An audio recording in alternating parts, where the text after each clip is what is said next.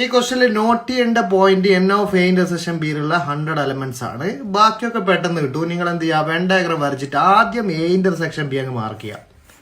A intersection ബിയിലുള്ള elements Venn ഡയഗ്രത്തിൽ mark ചെയ്യുന്ന അറിയാലോ, ഈ ഒരു റീജിയനിലാണ് 100 വരുന്നത്. പിന്നെ എയിൽ വരുന്ന ബാക്കി എലമെന്റ്സ് എത്രയുണ്ട്? എയിൽ മൊത്തം 300 ഉണ്ട്. അതിൽ ബാക്കി വരുന്ന 200 ഇവിടെ കൊടുക്കാം, എയിൽ കൊടുക്കാം. ഇതാണ് എ എന്നുള്ള സെറ്റ്. ഇനി സെക്കൻഡ് സെറ്റ് ബി ആണ് ഈ സർക്കിളിൽ. ബാക്കി 100 ഇവിടെ പോയി, ബാക്കി എത്രയുണ്ട്?